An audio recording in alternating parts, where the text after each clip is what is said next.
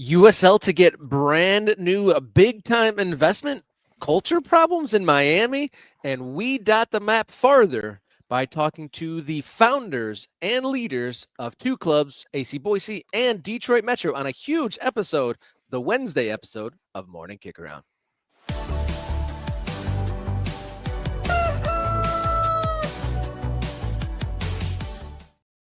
Hello, you found your way to the show. This is Morning Kickaround, where we talk about the world's game from the world's most favoritist country. We are dotting the map with listeners, followers, clubs, and soccer culture. I'm local soccer guy Robert Kerr. He is radio soccer guy Jason Davis.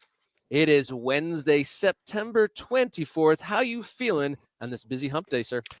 I'm good. I'm ready to go. Again, two very good interviews coming on the show today. People involved directly in making soccer happen in the United States of America. Two guys dotting the map in their own particular locales. I'm excited to do this. I think we're growing here on Morning Kick Around. I know that I got to dot the map with a couple of more places because I'm a little bit behind on our official MK Ultras map, which you can find. I believe it's posted on the YouTube channel. We'll certainly share it again.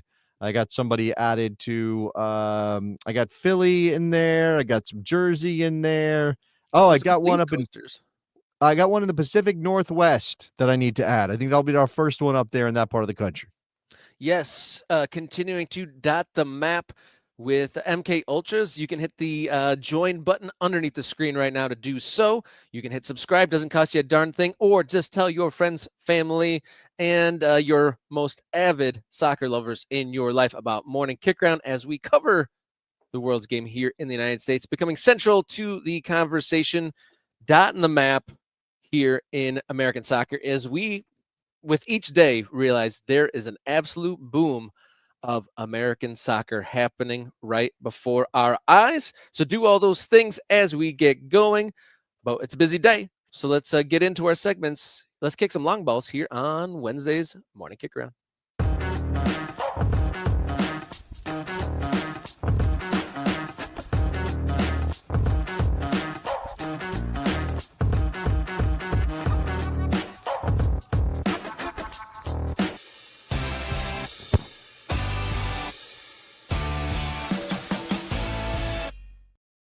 Long ball number one as we get going here on Wednesday, September 24th. I'm Robert. He's Jason. The big news as we were going to bed last night, reporting coming out from multiple sources, including The Guardian, that USL is in the midst of securing a huge financial investment. News from about Bell Tower Investment, a gentleman known as Song Lee. Song Lee. Yeah. Sorry. Throwing in a large sum of money, perhaps a table turning in the club soccer landscape here, if USL jumping up a notch as far as their financial capabilities. Again, Song Lee from Albany, part of the Bell Tower Group, investing large in USL. Well, you say that. Hold on. You say that, Rob. But large. What do we know? Do we have a number? Do we have a number? No, we don't. We don't have an. I'll tell you. You're looking. I can see you squinting at whatever page you're reading. There is no number. I am picking up my reading glasses today, so hopefully there's less. Okay, well, that's not why you're not seeing a number. You're not seeing a number because no number is included in this news. Now, we are digging into this a little bit ourselves. We got people that we know that cover the business of soccer in this country who are digging into it, and I hope that we can have one of those people on the show to give us a little insight into what's going on here in the very near future. But for the moment, all this is, and I'm not saying it's nothing, it's clearly something, but all this is a big investment firm is investing in USL. Now, again, that's a thing. It's important. They're certainly trumpeting it over on USL's website. It's making the news beyond their little world. But I don't know that we have a grasp on what this is yet. Now, I think it's pretty clear, though, that this has something to do with the launch of a First Division League and the institution of Pro Rel. And if you read the press release over there on the USL website, I actually have a quote that I picked out. This is from Song Lee. The USL has built something rare in American sports, an independent, multi-tier league system of scale that is both high growth and impactful. We see durable demand for authentic community-focused clubs, a favorable environment for public-private partnership, and significant upside for all stakeholders as the USL continues to expand its men's and women's pathways. We are excited to partner with the USL's management team and share their commitment to realizing the USL's next phase of its journey. Now, don't get it twisted here. While we do have this note in a Guardian piece by Alexander Abnos that Q-Song Lee was involved in trying to get a stadium and mixed-use development off the ground in Albany to support a soccer team, to be a home of a soccer team, and that was initially going to be MLS Next Pro, but now apparently is moving towards USL for obvious reasons. I don't know that we can say, Q-Song Lee, soccer guy, doing this for soccer reasons. This is not Bell Tower going, you know what? We really like soccer. Let's put some money into the game. They're looking at this as an investment, as you would expect. And the part that stands out for me, Rob, is it says a favorable environment for public-private partnerships. We get to access public money to help us build our mixed-use developments so we can all make cash on real estate.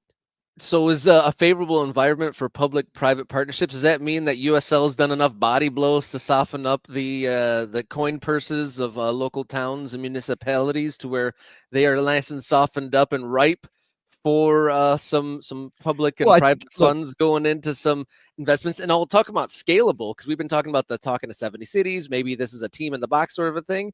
And then maybe they've fertiled or enriched the land across the United States in order to make this a favorable environment for investments. Look, this is all connected to that, right? So you have Justin Papadakis saying that they have talked to 70 cities. We've been talking about some of those cities that are in the early stages of exploring the possibility of having a professional soccer club in town. And a lot of that has to do with either building a stadium or refurbishing an existing venue with public money largely. And again, this is what investors do. They want to make as much money as possible. It's the whole point of investing. And if you have a chance to get involved in something where you're not doing all the heavy lifting from a money perspective and you get to reap some benefit, then of course it makes sense. Again, not saying this is bad. I'm not saying this is negative. In fact, again, trying not to be too cynical about it, we don't get new clubs unless people with money decide to invest in soccer. And whatever their incentives are, I cannot be too precious about that. I cannot look at Bell Tower and go, yeah, well, they're not in this for the soccer. We shouldn't be involved with them. If I want soccer clubs to exist, if I want new soccer clubs to happen, if I want stadiums, proper homes, because that's so important to these clubs. You can start a team and play in a high school soccer stadium or football stadium. You can start a team and play in a minor league baseball stadium, Rob. You can do those things, and we've seen it firsthand, and it can work on some level. But you are not going to be sort of immersed and enmeshed and connected directly to the community and have a sense of permanence, have a perception of permanence until you have your own building, until you have a soccer stadium and people go, oh, that, you know where the soccer team plays? They play at the soccer stadium. And it's their soccer stadium. Maybe the city owns it and they lease it, but it's still their soccer stadium rather than this thing of, well, we've got to convert the minor league baseball venue to soccer every 3 days or whatever it is. So again, can beggars be choosers? I think is part of the question here for us as fans. For them, for Bell Tower, they see the value in this. Now, there are some good questions here. This is Mike Thomas, one of our ultras. How does this work with it being a top-down investment? Do they provide financial safety nets to enable pro rel? That's a very good question. We have TBD on what this is exactly about, right? So again, all these clubs in the USL structure, and I've had some people come at me in various social media forums when I pointed out that this was a real estate play. When I pointed out that comment from Q-Song Lee that says public-private partnerships, favorable environment, this is a real estate play. Scalable. Somebody came back to me and said, well, what about MLS? Look, first of all, not everything USL has to be about MLS. You don't have to come at me with MLS is bad just because I point out that something seems to be, from a USL perspective, in terms of this investment, a money play, not a joy of the love of the game play. That doesn't exist. Let's be realists about this. We're not going to get new clubs. We're not going to get a fully grown league. We're not going to get the USL structure we want. And it is it's not our first choice. Our first choice is MLS connected to the rest of the pyramid and everything works that way. But we're not going to get any of this, even the USL version, without people like Bell Tower saying that there's money in this and we want to make some. So that's what I would say to that, Rob. Yeah, it seems like a turning of the tide. If this happens this way, one of the notes, we didn't see a specific number of going in USL, but one of the notes in the reporting at the Guardian was talking about that this group was involved in a 600 million proposal for a soccer stadium and mixed use project in Albany, New York, connected to MLS Next Pro. But the focus has shifted to USL in the last year. So we're talking, or you were mentioning, we can't be too precious. Like if we want to dot the map and expand this and add more clubs, there has to be some big money people behind it. Obviously, MLS has the history supporting them, and they're in those circles with big money investors and corporate funds. Is this the turning of the tide where that investment class turns and looks at USL as a realistic Rob, option? you're looking at this as a zero-sum game, just like the guy who came at me about MLS. It's not. This is not a zero-sum game. You said turning of the tide. In what way? No, but a turning of the tide where there is corporate money and large kind of corporate money, investment money going to USL. Have they had? Obviously, we're talking hypotheticals and how much this investment could be, but it's signaling that big money folks are looking at USL as a viable option. Sure. And there is value. There is publicity value just in Bell Tower investing in USL, right? Regardless of how much money is changing hands or how much money is coming in to USL. And again, maybe this is a backstop on some of those things, like Mike said. Like maybe this is a backstop on helping clubs survive relegation. Like, how do you convince owners to buy in? Well, hey, look, we're going to find somebody who's going to help us with that money when it happens, because they will get equity and they will find a way to make money off of what we're doing around the country. If the general value of USL goes up, that's good for Bell Tower, good for its private equity partners, and everybody's happy. And this is true too. Q Song Lee adds credibility to USL ambitions. It will help attract other investors to the club. Exactly it, right? You know, when big time investors who have good reputations, and I don't know Q Song Lee, I'm not in that world, but if you have somebody who has a good reputation in the world of investing and they go, I think money should go in this direction, other people go, oh, look at where he's going, I'm going to go copy him too. So that could definitely be a thing. That could absolutely be a thing. I wanted to point out this graphic that's on screen because it was included in the press release on the USL website about Bell Tower investing in USL.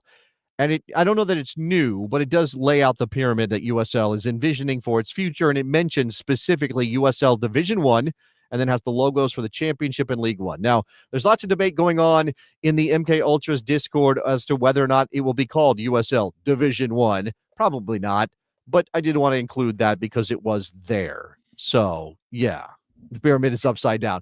Well, in terms of clubs, it's not too many burgundies. It's just that there are more leagues at the top than there are, or brands at the top than there are brands at the bottom. That's all I would say to that.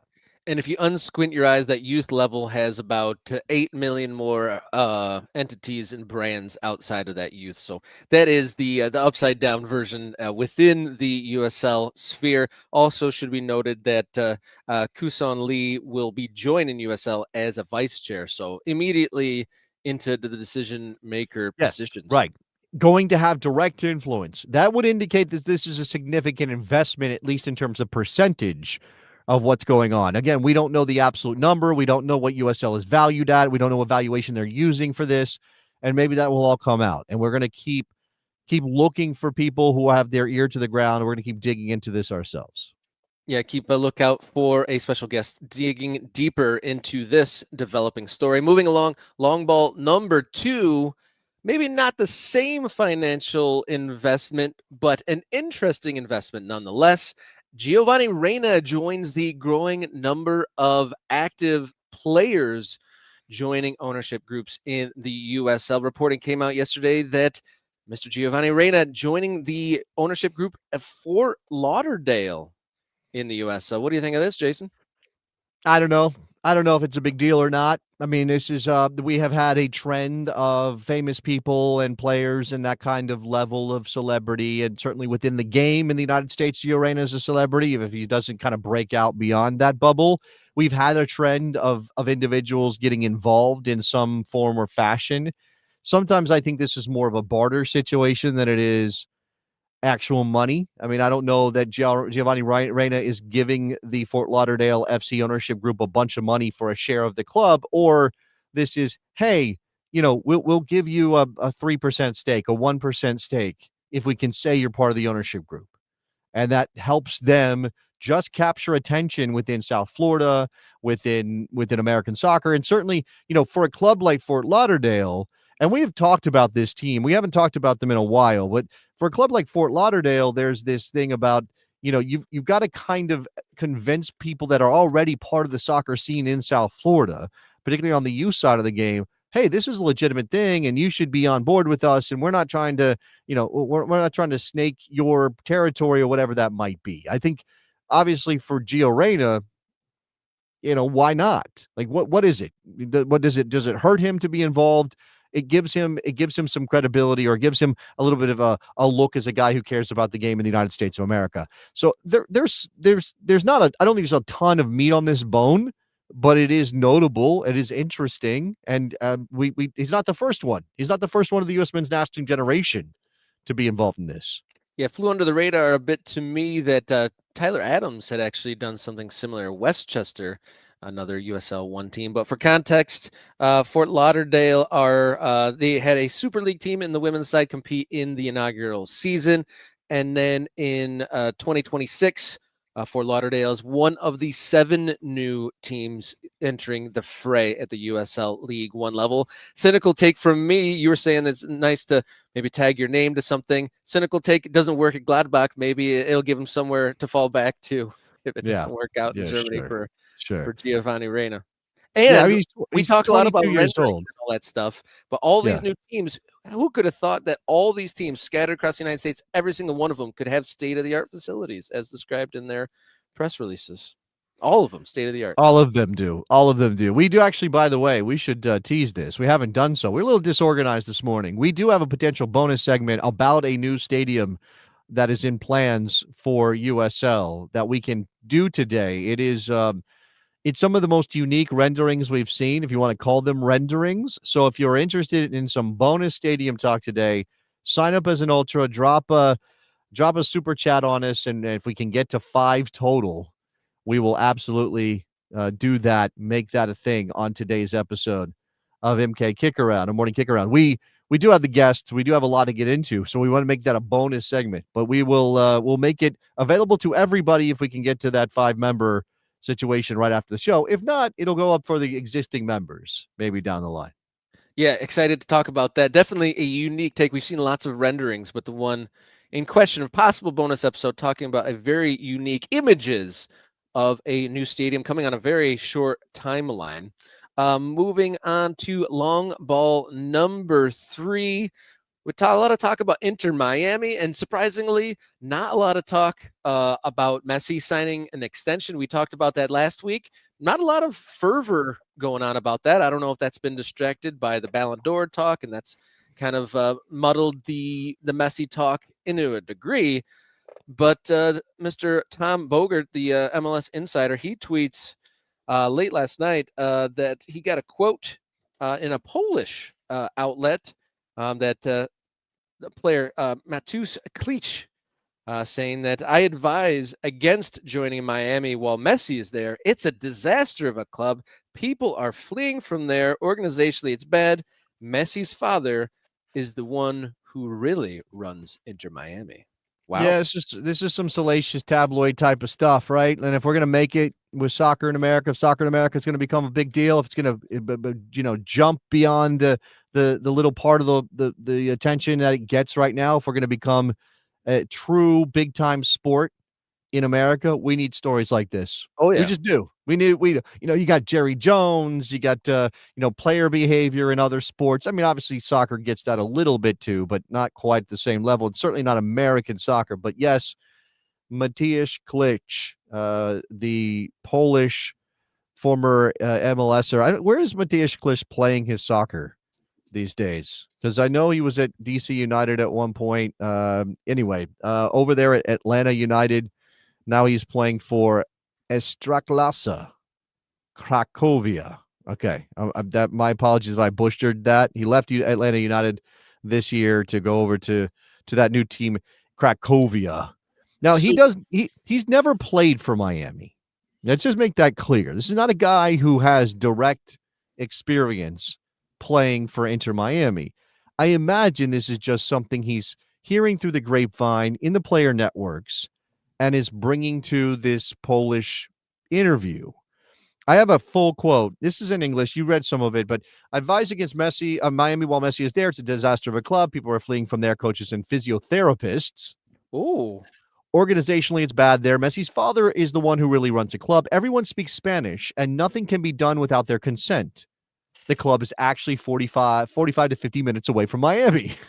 That's definitely a big black mark on the club. He said, I would recommend New York. Red Bull now has a better stadium. City is building an awesome stadium. He mentions Columbus, Cincinnati have great stadiums and facilities. And he said, I think, all right, it said there are clubs like Columbus Crew and Cincinnati that have great stadiums and great facilities, but the place itself is very boring to live in. I would recommend Nashville if you have the option of Nashville. It's a beautiful place, the capital of country music. Portland and Seattle have a great atmosphere, but they're at the end of the world. The end now, of the world. I will Like again. Like so far outside of the city? Is that what he's talking about? I think it just means far on the West Coast, and it's a long flight, especially if you're from Europe. You've got to go from, let's say you want to go home for a vacation, or you got to travel for international duty. When you're going from Seattle or Portland all the way to Europe, that is a long, long trip. Okay, I will also address this opinion from Riverside Grove. How is this news? Didn't we already kind of know this about Messi FC? Yes. I don't think this is news. I'm saying it's salacious and it gets it gets people talking, but I don't think anybody should be shocked by this, Rob. Like, this No. is not one of those things where you're like, I can't believe it's happening. No, of course this is what's happening. That was made abundantly clear when Tata Martino was dismissed, and they brought in the new manager without any experience that was in the in group in Mascherano. That I think there was suspicion that there was some nepotism or some stuff like this at play, but with the coaching change and everyone that they've kind of brought in since that change, I think that makes it abundantly clear who's really shots. Yeah, Jorge Mas managed to convince Lionel Messi to come to Miami when he had some other options. That was a massive coup. When Lionel Messi shows up, you don't go, hey, Lionel, these are the rules. This is how it works at Inter Miami. And you can just, you're just going to follow our rules and we're going to dictate and we'll go pick out our players and you just play. That was never going to happen. Lionel Messi is the biggest figure in the game, period. Full stop. So, of course, he's going to exert his influence. And, of course, Jorge Mas is going to defer to Lionel Messi. And if Lionel Messi is the kind of guy who doesn't want to necessarily be the one making decisions and trusts his dad, who's always been a part of his career, especially on the commercial side, Jorge Messi's now the guy. That's just, and again, it was evident in evidence when Busquets arrived and Alba arrived and Suarez arrived. It's probably in evidence of the fact that some guys who maybe weren't happy with playing time got sent out. Benjamin Kramaski is an Argentine-American player who was on the rise in MLS. I imagine he loved being able to play with Lionel Messi, probably at least at first. And I don't know exactly if this is how it went down, but he no longer plays for Inter Miami, at least not for the moment. And I don't know if that's not connected to this thing, like this thing that is happening at the club. Now, as I said this on the radio too yesterday when this came up with Eric Winalda. If you're an Inter Miami fan, you do not care about this unless it keeps your team from winning things. Unless you think it's going to be. Now, you could be thinking farther down the line. You could be thinking into a longer future and go, well, this is going to be a real problem when Messi retires. And 5 years from now, we're going to really have an issue starting over after Jorge Messi exits the scene, after Lionel Messi exits the scene, after all of this Barcelona Argentine influence is gone. Like you could think that way. But do soccer fans think that way, Rob? Typically? Do they think like 10 years, 5 years from now? Are they thinking about those seasons? No, they're thinking about right now. And these guys, these fans now, they want their team to win trophies. And correct me if I'm wrong, but Lionel Messi and this group have brought 2 trophies to South Florida. Right? They brought the League's Cup and they brought a supporter shield. Now, neither of those is the ultimate goal, the ultimate prize in MLS. That remains the MLS Cup title. And if they come up short this year, maybe some hard questions will be asked because you spent a lot of money and gave a lot of control to people that ultimately didn't deliver. But if they do, nobody's going to care that Lionel Messi and Jorge Messi and everybody else runs the show and not, I don't know, I mean, again, even the coach, even Javier Mascherano is one of these guys. So what Mateusz Klich is saying may be true. And I guess there's this sense that if you don't fit their culture, that could be a problem. But this is really just a warning for players. And if they can find players who are willing to deal with this culture or are thrilled to play with Messi or who speak Spanish or who drink mate, then why does it matter at all?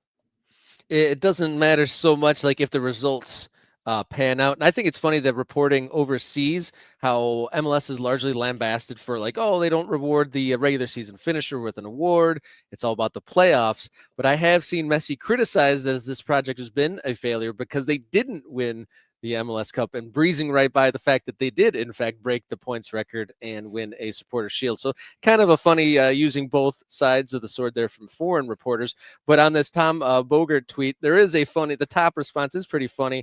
Messi's father's really runs who runs the club question mark. When did Paul Rothrock start running things in Miami? Ah, I see what they did there. A little bit I of a see what throwback they there. did there. Yeah, Seattle beat Inter Miami in the League Cup. Yeah, okay. So that's A good I little mean, again, there is this opinion out there with Messi on the verge of re-signing, which again, imagine Jorge Mas is doing everything he can to convince Messi to give him at least 2 more seasons because then he can get through the opening of the stadium and you sign a 2-year contract in case and Messi could retire after next year. But there's this thing happening of is the league wasting the presence of Lionel Messi? And I think you could argue that for sure. Although if you look at the numbers for MLS season pass, or what we know, again, we don't have hard numbers. Apple doesn't share them. But what we think we know about some of this is that there has been a massive swelling of attention, at least awareness of MLS outside of American borders in particular. Now, whether you're doing anything inside the United States or enough inside the United States is definitely a thing. So I don't know. And maybe this is balanced against the fact that Lionel Messi is in Miami to play soccer and hang out with the people he likes and give everybody like this extended vacation vibe.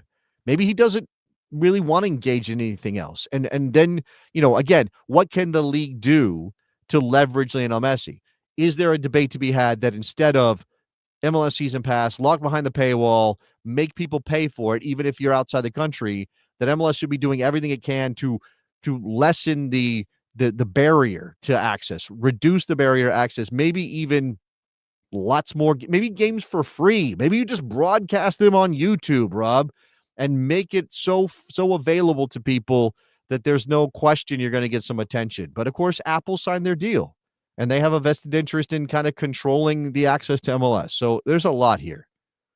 I think following this show, I'm going to add a poll question to the community section of the Morning Kick Around channel and ask folks out there, is Messi mania over, and what might the reasons be for that? Because I mean, there's news of him signing an extension, staying here for multiple years. And it doesn't seem like that was earth-shattering news by any chance. Maybe people just assume that way.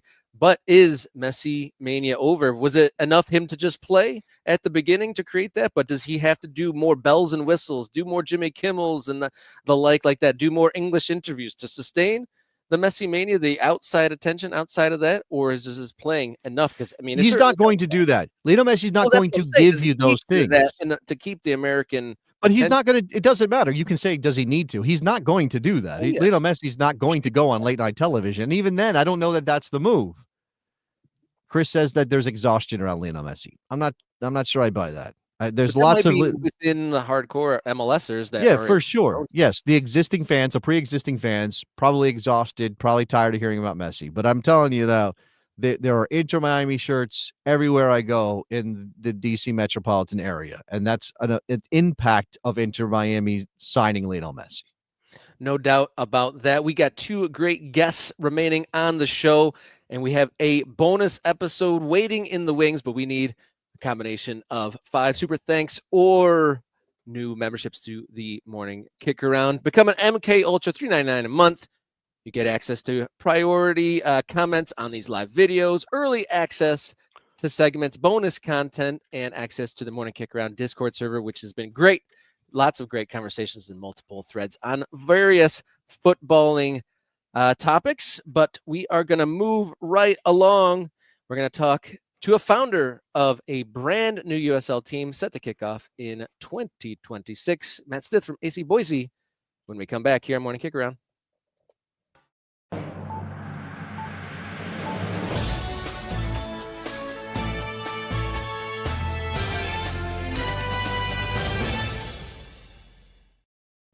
We are continuing to dot the map here on Morning Kick Around. Add another dot to our map.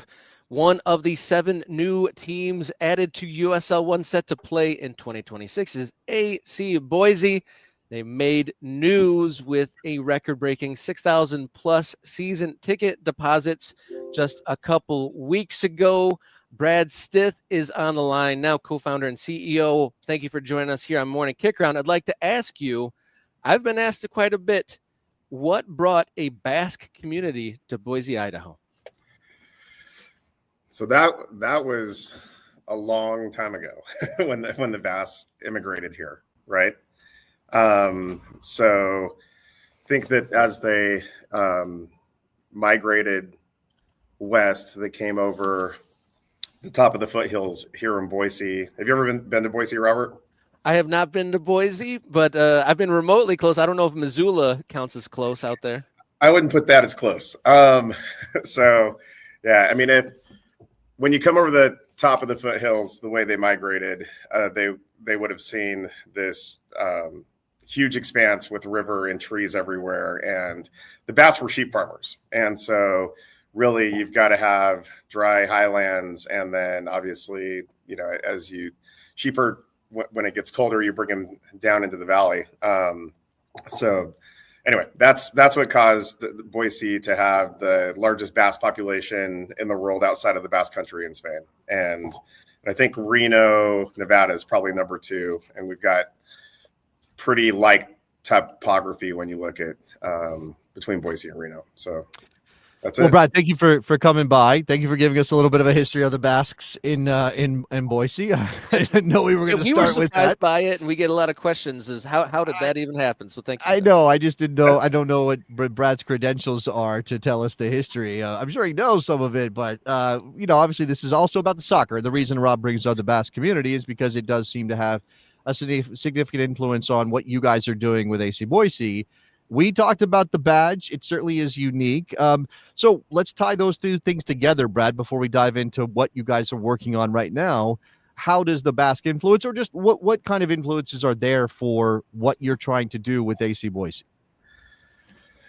Yeah, I think when you look at the crest, we wanted intentionally everything about it was about home, right? So mountains, valleys, agricultural rows that really speak to one of the largest when you're looking at what drives our economic factors in Idaho.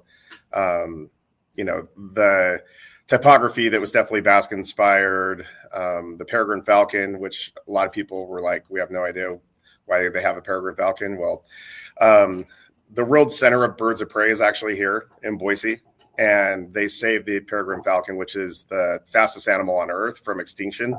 And so that's why the peregrine is part of our crest. So when you're looking at every single element in the crest, we met with over 1,200 people throughout the Treasure Valley about what was really important to them, what they loved about Idaho, what they loved about Boise. And so as we started putting the creative together, the one element I didn't mention in that rundown was the star garnet. And Idaho's the gem state, and the star garnet's our state gem. So that's what you see on the right-hand side there of the crest. But yeah, it's, I think that when, like, for me, a soccer crest you wear above your heart. And if you're going to be community focused and it's going to be about home, then every single element has got to be, speaking to that in droves. And I think that our creative team did an exceptional job of bringing that home. And there's no question that the response from the community feels the same. Let me ask you about the season ticket deposit then, because that's Robin just mentioned that. You guys made news with that, obviously trumpeting that as a success for your club in the early stages here. season ticket deposits aren't necessarily season tickets, but obviously you have every intention on converting as many of those as possible. Tell us about how you got to that number, whether you expected to set a record with this, and sort of what the reaction has been in the community. Yeah, I think, we're actually at 6,700 now. And so, as the community response was overwhelming. Didn't know if you saw at launch what happened, but we broke ground on the stadium behind me on March 27th, and then went to market with deposits on March 31st. So we sold 1,500 deposits in our first 3 hours, if you want to talk about what kind of soccer community Boise is. Then first week, we were over 2,500, which broke the USL first week record, and then obviously surpassed the 6,200 and change that Cincinnati and Nashville had done back in like 2018. And so I think that if you live here, it's not a surprise because, one, Boise is a highly competitive sports town. We're a top 3 market per capita in youth soccer in the United States. We have 20,000 kids that play soccer here in the Valley, and in a 1 million person market. I think the U.S. average is about 6,000, so we're more than 3x that. And then on top of that, if people that are from here, I don't think we're really surprised about people getting behind a professional franchise here, knowing that Boise State's got a national spotlight on them. Obviously, Athletic Club Boise is going to have nationally televised games and be on ESPN Plus for not those games, but it's the first pro team in Idaho that's going to be nationally broadcast and streamed. And I think that just people's excitement around, having a new stadium, which we can talk a little bit about, but really having an epicenter where people can come and on top of that, a sports complex for the entire community. The community support's just been overwhelmingly positive, and Boise, when they show up, they show out. And I think that, Boise State kind of laid the standard of competing with bigger markets and beating bigger markets when they get head to head. And Boise's got a chip on its shoulder that it wants to compete and wants to compete at the highest level. Those statistics you ran down as far as participation and the appetite that seems to be on display here in Boise. And that's one of the things that makes us excited, that there is interest and love and participation in this sport outside of the large metro regions. So you're getting, so how long has this been in the works? What was the spark? We're like, we've got enough here. Let's go for it. Yeah, we've been working on this project for 12 years. So we had a MOU. So it wasn't a franchise agreement, but we had an MOU all the way back to 2013 with the USL when we first started this conversation. And it was really about the stadium. We wanted a spot where we knew that we could build a world-class stadium. My background's in the NBA. One of my co-founders, Steve Patterson, has hundreds of stadium and arena projects. He built Reliant Stadium for the Houston Texans when he was president there.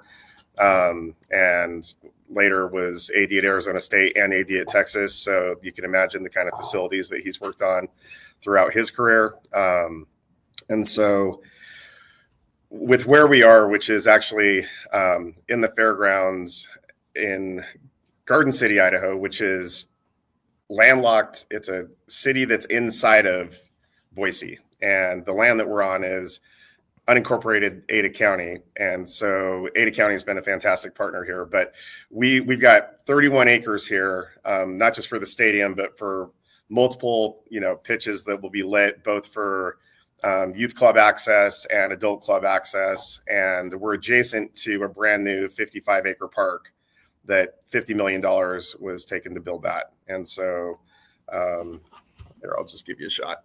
So that's kind of what the expanse looks like from where we're sitting right now. So not your typical stadium setting. And we happen to be, we're 6 minutes from downtown Boise. There's no place in the Treasure Valley, which is pretty expansive when you're looking from point A to point B across Boise, that we're further than 25 minutes from. So we're really central. And, this, as far as the project goes, once the stadium became an option, and we've always wanted to have soccer here, and we knew that it's an incredible soccer community. It's not just about the statistics; it's about knowing about youth participation and the fact that it's really a fabric of how you grow up here.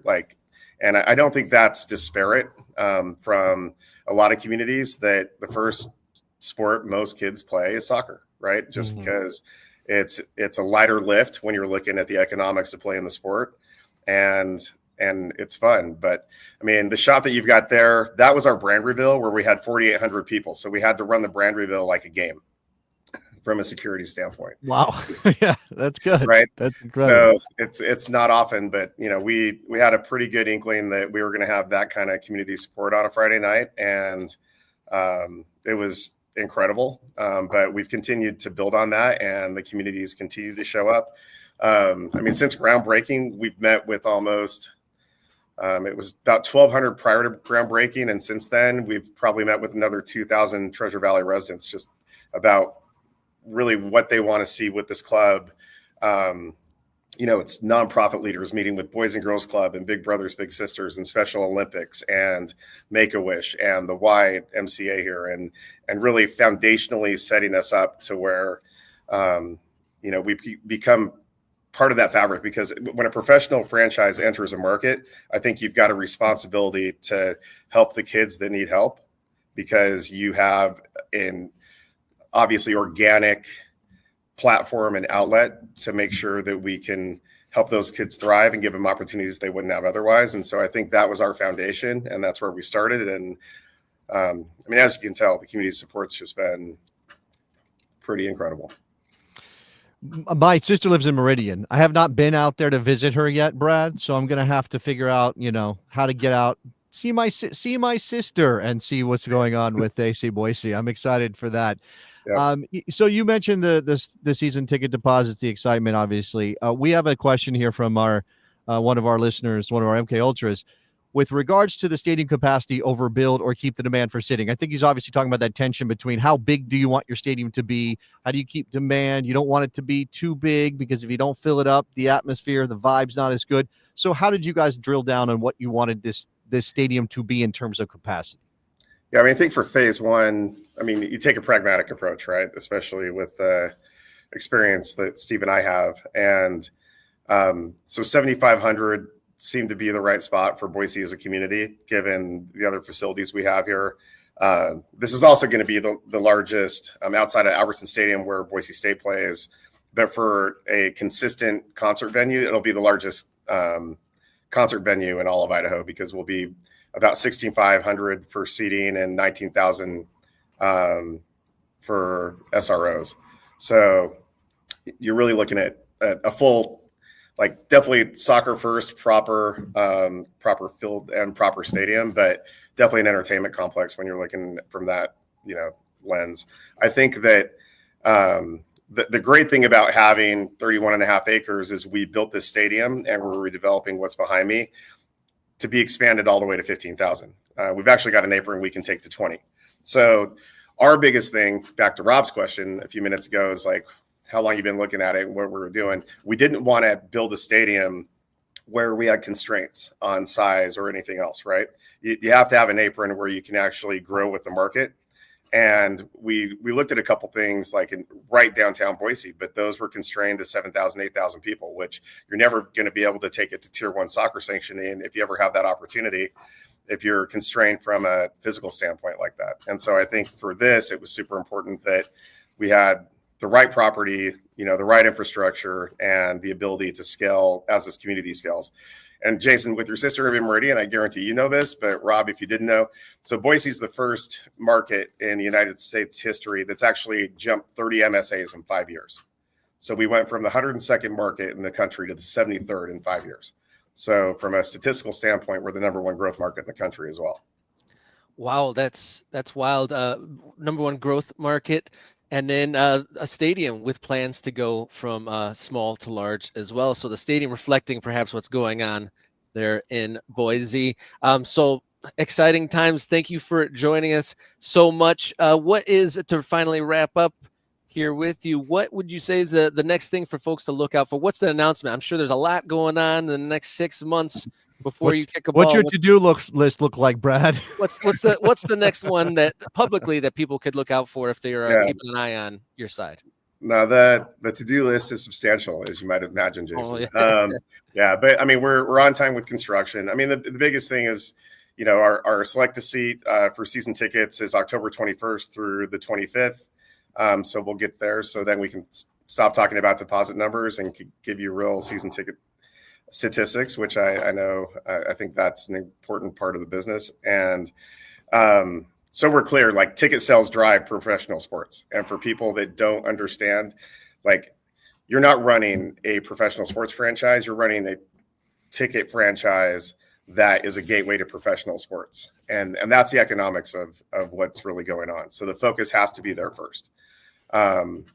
So I think that outside of that, obviously things the public are going to be really excited about are head coach announcement, assistant coaches, bringing in players and having those announcements come down the pipe.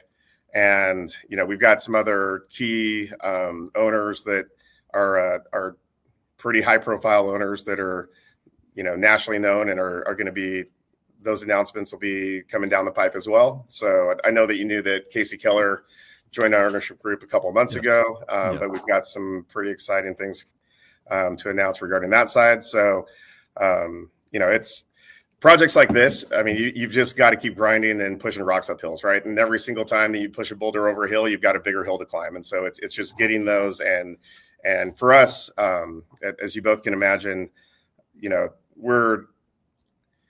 this is a championship culture and a championship franchise from the get-go. And to build that, you have to set a standard and you have to hold people accountable and you have to give the community something that they can enroll in and embrace and love and be a part of, and that they're not fans, but they're truly participants. And so I think that intentionally every single day when our team wakes up, how we, call people and all our consumer touch points and all our meetings throughout the Treasure Valley, we're absolutely about building that relationship and making sure that people feel like they're part of this, because we have what probably people consider a tagline, but we think it's more of an ethos. So the Built by Boise for Boise, that is how we act every single day. And we're fortunate enough to be in a community that is building this with us. And we couldn't be luckier to be here right now. Well, thank you, Brad. Exciting times out in Boise. Founder, CEO of AC Boise, coming to the field in 2026 in USL 1. Thank you so much for filling us in and helping us dot the map here on Morning Kickaround, and can't wait to check in when things get closer and as news comes out that you teased for us there. Thank you so much. We have one more segment left for this show. But if you want a bonus segment, be like Edward. He sent over a super thanks. Thank you so much. He says, love the show. Helps me through my emotional roller coaster in KC. Current killing it and Sporting working hard to get that spoon. Thank you, Edward. Be like Edward. We have a stadium review or some rendering review to get to. We'd love to extend the show and do that, but be like Edward and get in there. But the show is not done. We got back-to-back club founders coming right up. We have Detroit Metro FC's Alec Lubyanski here on Morning Kickaround. Stay with us.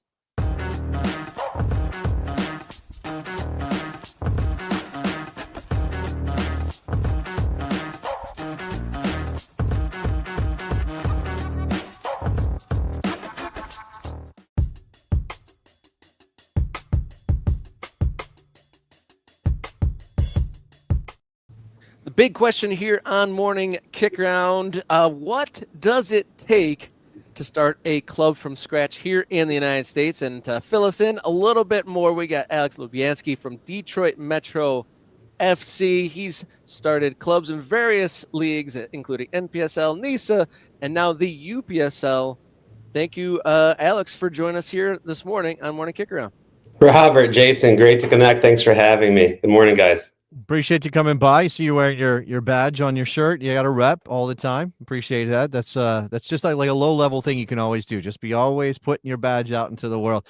We just got done talking to a guy starting a pro team in Boise. Obviously, Alex, that's not what your level is in terms of starting clubs. I think the passion probably though is the same. So, give us a little thumbnail sketch on Detroit Metro and what that is for you now, but also like your experience in this level of starting clubs in American soccer. Yeah. So Detroit Metro is an unbelievable project, and I couldn't be more excited. The owner and president, Jeff Tripoli, is the most strategically aligned and just fantastic person I've ever worked with in this space. So our passion and our alignment is enabling us to get off to a excellent start in a way that is truly unique and rare. And I think it's a byproduct of a lot of other experiences, a lot of learning, and then once again having an owner that is so incredibly dedicated, hands-on, and passionate about the area, about the sport, and aligned with the vision. Past experiences, started a club from scratch in Baltimore in 2018. That was an awesome project that continues on to this day. I'm no longer hands-on that one, but it continues, and we're still putting a lot of players into the MLS and abroad, and very, very proud of the success of that one. And then also was part of a intercontinental professional startup here in Detroit, and we acquired a club in Europe in a country called Andorra. And that was my other project that was between Baltimore and this one. And here we are. And again, this is by far the best one I've ever been a part of. And I can't wait to see what we're able to achieve over the next 10, 20, 30 years. That's great to see that you've found an ownership group that kind of aligns with what you're trying to do, and you've kind of found a good spot. For context, the Detroit Metro, your current team that we're talking about here today, had their first season on the field. I was actually lucky enough to be at the first home game there. And in our previous guest from Boise, bringing a pro team to an area that doesn't have a lot of representation on the field, but here in Metro Detroit, there's a professional team, a plethora, a saturation of amateur teams, but you were able to do it a little bit different. UPSL doing the fall and spring seasons, but also the location a little bit different. You were able to get good attendance, from what I understand, over 1,000 through the spring season in attendance out there at the Legacy Center. Kind of explain, some of the ways you were able to get success, because not all these amateur teams in the Metro Detroit area are able to get attendance numbers like that. It's incredibly difficult. And I look back to 2018, the reason that, even though I'm absolutely obsessed with this space and was dying to get into it, and that was my first project, the reason we chose Baltimore was Baltimore didn't have a presence at this level. And back then, even in Detroit, if you threw a pebble, you hit 5 teams. And that remains the case, if not more so. So this is a very, very difficult market to start something new. That said, when Jeff and I started these conversations about 2.5 years ago now, I had never met a person that was in the position that he is in that was so passionate. And I just knew that with him being part of this project, we would be able to attract sponsors. We would be able to engage the community. We would be able to put on a game day that was second to none. And we've done so. Our game day is very unique for this level. There's a lot of teams at this level, but to say that another club that is a startup club has a DJ, drummers, bounce houses, all of the fan engagement that we have put out there from day one is very rare. So for those reasons, we have had success, and it's only gaining momentum. And there are some unbelievable new sponsors that will be announced as we continue through the fall campaign. But it's just been amazing. It's been an amazing time, and can't wait to keep moving. So, Alex, one thing, maybe it's a little remedial, I think, but there are obviously people who don't kind of understand what this level is and sort of what the options are for a club like Detroit Metro, where you're going to play, what other teams you're going to play, what kind of things you're trying to achieve. what the ultimate end game here is. So can you give us a sense of that as well? Like, obviously people have heard of NPSL, they've heard of USL 2, they've heard of some of these things.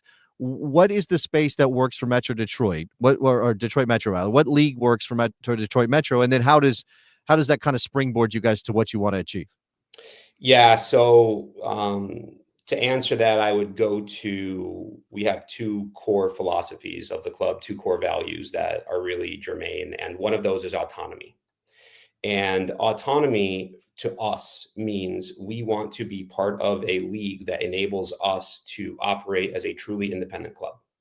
And the UPSL is in fact structured in that way. There are other leagues that would allow the same autonomy. And, the US is a highly nuanced professional pyramid at the moment. You two have incredible experience and would understand a lot of what I'm talking about. Whereas, the average person that just loves soccer may not. And I think it is a very murky, difficult pyramid to understand all the way. Why do we love this level? Well, you take everything that is put together in US soccer, not forward facing as far as what's been announced, but in the actual practical reality of what exists. And for us, this level allows us to be part of what we consider to be the only sort of globally aligned event in the country, which is the US Open Cup. So we have entered there.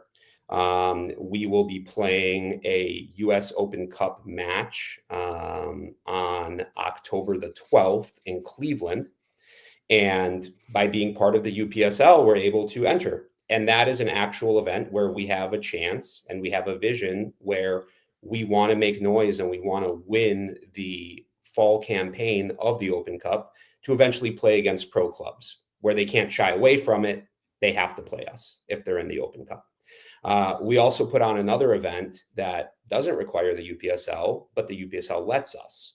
And that event was the Metro Merit Cup that we put on ourselves. Same concept, no entrance fee. We don't care who you are. Come play us. You have to beat everybody else that has the same idea. There is no entrance fee. And the club that won through that qualifying gets to play us at our home venue in front of fans. And should they defeat us, we just give them 10 grand. And for a club to do that at this level is very rare. I don't know that other clubs have done this. But it was an absolutely incredible event. And you know what? We lost and we gave them the big fat check. It was actually one of those commercial sized big checks. And I'm sure they ran to the bank to make sure that it cleared like the movie Semi-Pro. And it did. But that was another event that we had to put on ourselves without an actual ability to, via the second core value of ours, which is merit, win your way up the levels in US soccer. This is the only way that in the current framework, we knew we could build something that allowed it. And the UPSL gave us a great home where we could do that. So the UPSL, you touched on it, giving you some freedom to be autonomous, able to have your own identity as a club, start up new tournaments at your behest.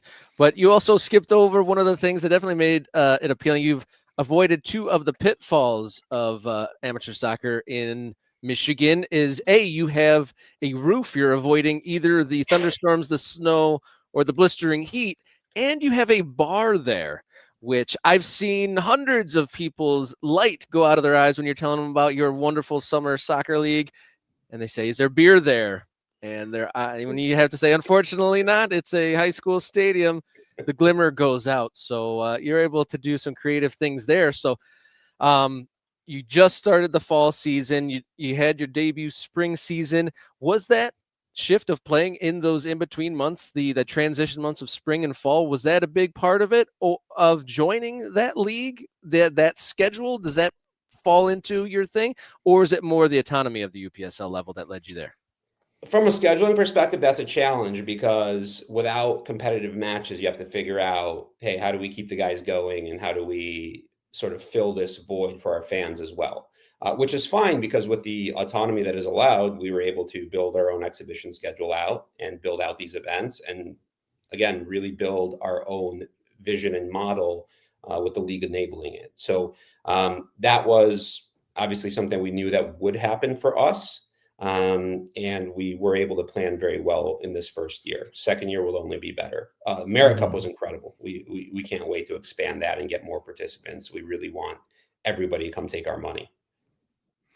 I've actually done a little bit of video work with UPSL, hooked up with them to help do some things for them. And, I'm sort of always astounded by the size, the reach, some of the things the unique things got going. I've been able to talk to Alessandro Del Piero multiple times because of the UPSL. So shout out to UPSL for giving me an opportunity to do that. He owns a club in LA as part of the ownership group there. We do have a question from our chat. This is about obviously this messy, convoluted system that you alluded to. Would it be possible for UPSL and PSL, and that's the league for clubs, to work together towards a number of semi-pro tiers sitting below the USL? Now, what I always talk about, Alex, and I don't know if you can maybe give us some insight here, is that the American structure tends to be league first, and then the clubs kind of come in after that. We can create a league, and then we populate it with clubs instead of the clubs existing, and then they decide, let's get together or let's form a league. And obviously that's how it worked in the rest of the world. With all of these different people trying to build the better mousetrap, what do you imagine the future to be for clubs like yourself and clubs in those other leagues? Yeah, that's a great question and a very challenging one to answer. I mean, the clear answer is we would love for that to happen. Of course, we would love for that to happen. We would love for there to be synergy between every club and a federation that creates a pyramid where you could find a way to have all of those relationships and work our way up and work our way down. We want to lose and drop. We want that pressure. It doesn't exist at the moment. So my clear answer is we want that to happen. And we will do what we can. But again, we are a autonomous individual club that are building everything that we can within the existing structure and framework and keeping a very close eye on what plays out. Obviously, what's going on at the professional level is hopefully going to have some version of clarity over the next 5 years, but it could be a battle of the leagues until it isn't. And we want to join whatever the federation enables to be a fully fleshed out pyramid as soon as it actually exists all the way. One day we will all be working in the same direction. Fingers crossed. Hopefully we're all there and alive to see that one day. So the fall campaign, the second season for Detroit Metro underway. All the best, Alex. Thank you for kind of filling us in on kind of what it takes to get a team started and kind of the nuances of Detroit Metro and the UPSL. Thank you so much. And I'll hope to get out to a game here in the fall campaign. Thank you so much for joining, Alex. Thank you. We have just a couple more minutes to go. We got one thanks in the works. Got to throw a couple more in there to get this show extended. Do a stadium rendering review. So get in the mix there. Just the one so far. We got to have a flurry of generosity here in the last few minutes. Some of you guys, I don't know if you're hesitating on becoming an ultra. It's not a significant investment. It's just a couple of bucks, but you get to join the community, get the Discord access, obviously get the bonus content, get all of our comments behind the scenes. There's stuff that Rob and I know, and I hate to be this guy, but this is kind of how this business works. There's stuff that we know that we can't really share publicly yet. And who do you think gets the benefit of that information? It's the MK Ultras. That's how that goes. Anyway, I highly encourage you to support the show, push us forward. We got a lot of big things planned in the near future.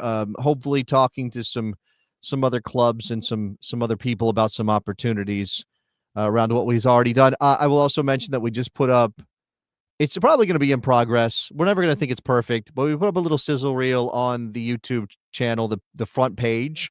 If you just want to get a taste of what we do and maybe you haven't seen much of us, there's a way to do that. We're going to spread that far and wide. Please help us spread that far and wide, because I think it's a cool little representation, especially what we've done recently. As I think the show has matured, Rob, we've matured a little bit as a soccer show. We definitely have recency bias with our clips there. We were really excited to show off our experiences live on location in Albuquerque. We've had some great guests, a slew of great guests this week. And in a happy accident, Alex Lubyanski talked about going out in the Open Cup to Cleveland. And there's a connection between that and our Friday guest, as we're talking Cleveland soccer on Friday, talking to a representative from the Cleveland Force, which is an NPSL team, which could actually end up being that opponent that Alex was talking about. But we're going to talk about how there are multiple parties with keen interest of building stadiums and starting clubs in Cleveland, one of the remaining big cities without outdoor professional men's side. There's a MLS Next Pro party trying to curry favor with the local soccer community, as well as USL trying to partner with I think Cleveland State University there to create a complex there. So things are happening. The battle, the territory war in American soccer is spreading out in almost every city. We talked about 2 Miamis. We've talked about multiple teams in Texas, expansion out to the Northwest. Lots of stuff happening, obviously, in amateur soccer in Detroit, but Cleveland definitely in the crosshairs of the soccer war. Yeah, absolutely. That one front of these soccer wars, I guess. I was just scanning one particular social media platform and saw that the news about Bell Tower was being framed as a bomb dropping in the soccer wars. And I still struggle with that framing, that this has to be us against them, whatever side your us is and whatever side the them is. I don't know why that's always our first instinct to turn this into, oh, USL is doing this and it's going to hurt MLS. Like, if this works for USL, they really can't worry themselves too much about whether it does anything for MLS. I guess you could view them as competition, but that's something we're going to be exploring here, I think, on the show as we move forward, because this does have potential to be a big moment. And I don't know about game changing, but certainly it is a significant step for USL to bring in this investment firm as they push towards a first division and pro rel and all those things we talk about on the show. Definitely worth noting, and possibly a shift in how the big money folks, the investment class, look at USL as a prospect at the very least. But thank you everyone for getting in the mix. Lots of great comments, great interviews. Thank you to Alex from Detroit Metro. Thank you to Mr. Stith from Boise on location. Love to see the kind of the laptop pan, seeing, here's the thing. Progress. I wasn't sure if that was some sort of background he had on his computer. And I was like, oh, do I want to mention that it looks like he's up at dawn at the new stadium to talk to us? That's a pretty cool little look. Absolutely. Yeah, that was pretty cool. Very cool. And in all of these, as always, will be chopped up into segments. So if you want to just check out the interviews, that will be up on the channel later. Like I said, I'm going to throw up a poll and kind of gauge people's response to Messi, and if Messi mania is that over or not. And then we got lots more to come on Friday's episode, so keep it locked in. Become a MK Ultra if you haven't already. Become a subscriber if you haven't already, or tell your friends, family, and acquaintances about Morning Kick Ground. But until then, everybody, enjoy your soccer.